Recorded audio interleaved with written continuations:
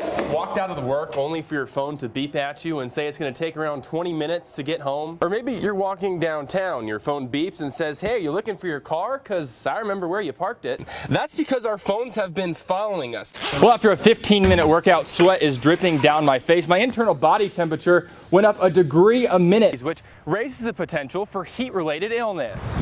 That's a little better. That is freezing. I don't get nervous for live shots. I have been nervous about this all morning long. 50-mile-per-hour winds caused waves that would eventually capsize a Ride the Ducks vessel on Table Rock Lake. And you spent all night going through that. Well, this is really a phenomenon that's occurred really in the last couple of years. Everyone has a cell phone. We don't know what it looked like down at the bottom. They took pictures of that, but we can tell you as they raised it up out of the water, this vessel distressed, to say the least. We're in what used to be the living room. Actually, debris and insulation still actually falling down here on kind of this kitchen area. As you can see, couches and fireplaces and mantles completely covered in drywall and insulation. The homeowners are actually busy right now going through their kitchen, their fridge, and their freezer, trying to grab anything that they possibly can salvage before they head out.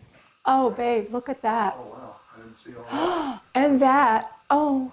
Mother Nature's wake-up call came early for the Demanskis family. Because if that had fallen in on us, that would have made it so much more difficult to get out. Only by opening the blinds hours later could they see the damage a lightning strike, and that was on the wall, caused to their home in Ozark. Just sounded like very close, and I just whispered a prayer. I said, Jesus, please keep us safe. And less than a minute, that next one hit our house, and we knew it was time to get up. Dave and Carol believe it was an act of God that kept their bedroom safe. When they walked out into their living room, they saw utter destruction. This used to be their lighting fixture. It used to be on the ceiling, but just like the roof, it was up in flames. We couldn't see real well. It was dark still. knowing the fire alarms were going off, I was like, let's get out of here. Fire crews say flame retardant insulation saved the home and in many ways salvaged things that can't be replaced. Oh, our grandson's birthday was Tuesday, and there's his birthday present. That's going to be upsetting. And my daughter's Mother's Day gifts were there too. That's okay. That's okay. Just have some cleaning up to do, and I'm sure life will be fine again. It'll just take a little while to get this mess cleaned up. Now, Lauren, the family tells me that they will be planning Mother's Day and all these other activities, including the celebration of their grandson's birthday at her daughter's house. This is just a look outside the home. This is a utility box where the internet actually attaches to the home, completely burnt out. This is the plastic part that was thrown off the wall. If you follow it closer here down to the ground, though, it actually completely blew out some grass here and burnt the part of the grass. And Elisa, when we're talking lightning danger and severe weather, if this doesn't convince you that lightning's dangerous, I'm not sure what does.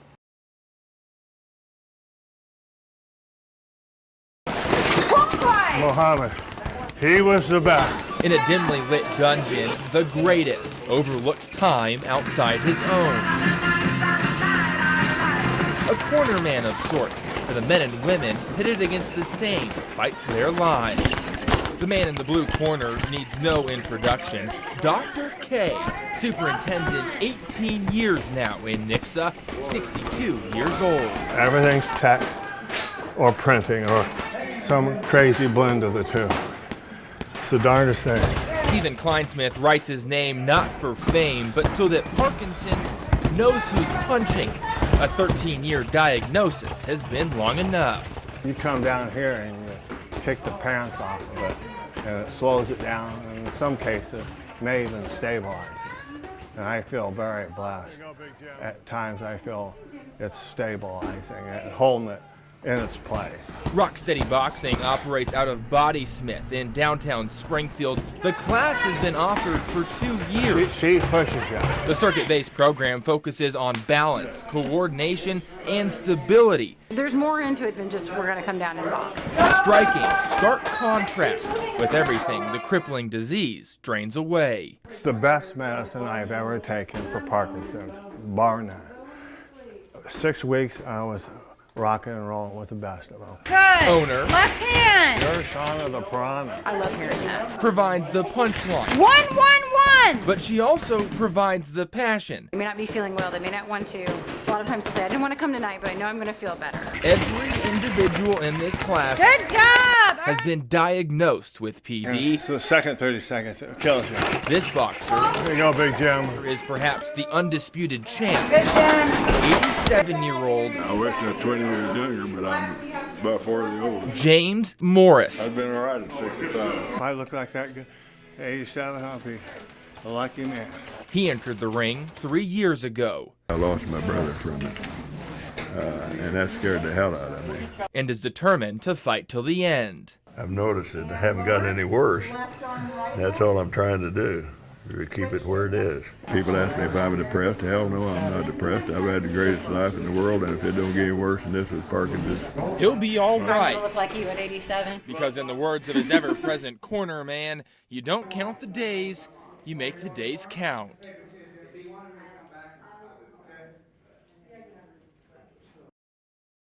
While not exhaustive, our nation has historically been divided on the gun control debate by two main train of thoughts. Conservatives believe that this is an inalienable right to own a weapon for self-defense, recreation, and everything in between.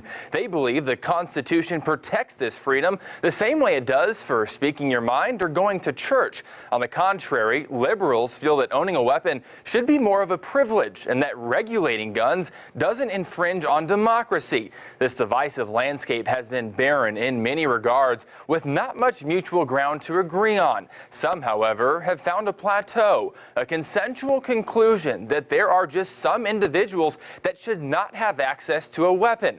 Dylan Roof posted contentious pictures with racist captions on a Russian-based website. Prior to murdering 9 in a South Carolina church, Omar Mateen pledged ISIS before killing 49 in Orlando. And Nicholas Cruz began introducing himself as a school shooter prior to opening fire at Marjorie Stoneman Douglas High School. In all cases, authorities failed to intervene. How difficult has it been working in the political climate that we're in right now?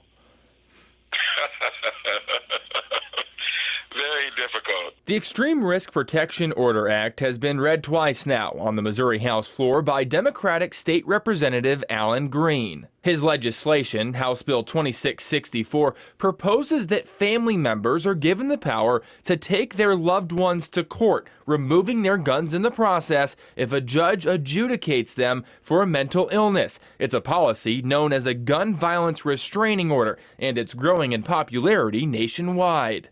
If we, for one moment, can stop a tragedy, we save some lives, then this has been worth it. However, in Missouri, it may have fallen on deaf ears.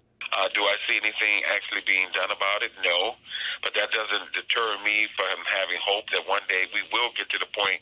With all the stuff that's going on right now, nobody wants to touch a gun bill at all. Republican State Rep Donna Lichtenegger is a lifelong NRA member and represents Cape Girardeau. She sponsors a bill, now passed through committee, that gives a judge the capability of removing a weapon from an individual in the middle of domestic violence. However, in her eyes, that's far from gun regulation. I guess going back to the original point, this isn't a gun problem. I don't think so. Guns don't kill people. People kill people. And nobody wants to talk about that. I see one side proposing ideas to help fix this and the other side stomping off saying no. If somebody was a really bad driver and we knew that, there are steps that we can do to make sure that that person doesn't hurt people with the vehicle. Skylar Johnston is the executive director for Greene County Democrats, a father of 2, a son of a veteran, and a native of rural Oregon County. This may not be the best way to do it. And if a in-depth debate where both sides have their time to vocalize their issues, if after that it comes out that this might not be the best way, I'm fine with that. My problem is when the other side puts their fingers in their ears and says, no, no, no, no, no, no, no, like a petulant child. Despite heated debate regulating the sale and distribution of firearms based on an individual's mental capacity or unlawful action is not a foreign concept. The Bureau of Alcohol, Tobacco, Firearms, and Explosives, or ATF, outlines these restrictions in Form 4473. If you've bought a gun legally over the counter, it's likely you filled this out. Question 11F explicitly asks the buyer if they've been adjudicated as a mental defective. Answering yes would disqualify them from the purchase. Despite differing viewpoints, all legislators I talked with agree on one thing. A single bill will not stop violence in this country. It starts with speaking up and taking action, regardless of whether or not a restraining order is in place.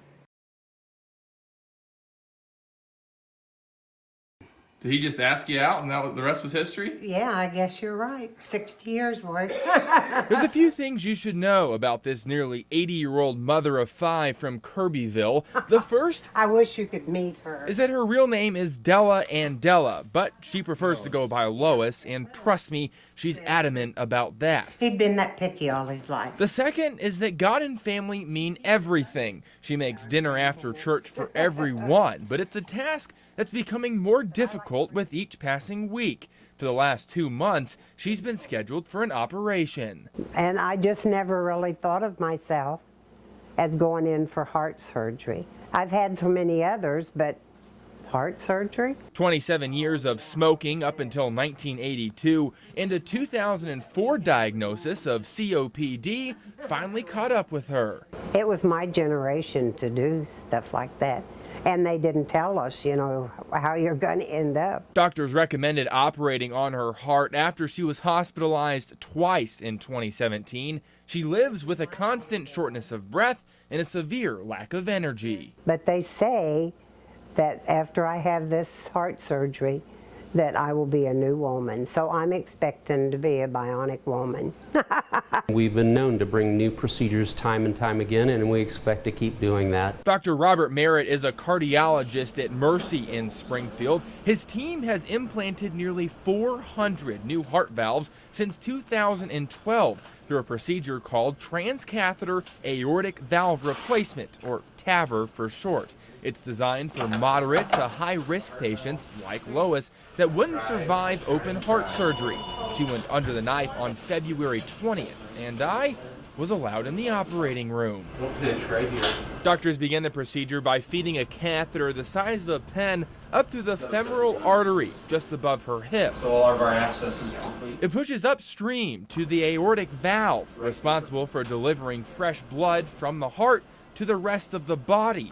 A new metal valve made of nickel, titanium, and pig tissue soon emerges. Doctors analyze digital imaging and release a liquid contrast. That looks in really good position. Before fully deploying the implant. So now we have a fully deployed valve. Start to finish, a mere 45 minutes under minor sedation. We've got you a brand new valve, Della. That's Lois. She's still able to talk. You breathing good? Her benefits will be almost immediate.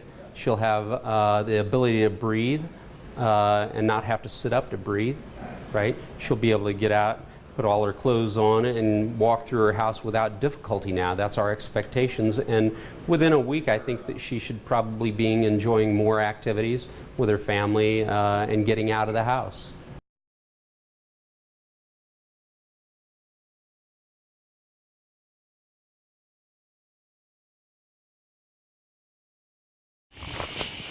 There's a big world out there. I need to see what it's like. When Hal Russell invites you to his home for coffee, not that we were poor, we thought we were rich. You'll take the dirt road. We didn't have a bathroom in our house. To the gravel one. We were real country folks. To the driveway. I make pottery. Symbolic. And this is my little pottery shop. Of his favorite pastime. You lose feeling in your fingers and hands. His wife, Linda, laughs at his ever-growing collection. To me, this is a lot of fun. They line the walls. Everything from dragonflies to more... I get a lot of requests for this kind of thing. Exotic designs. You name it, I can probably draw it and make it. At least when the brew finishes, choices are plentiful. Yeah.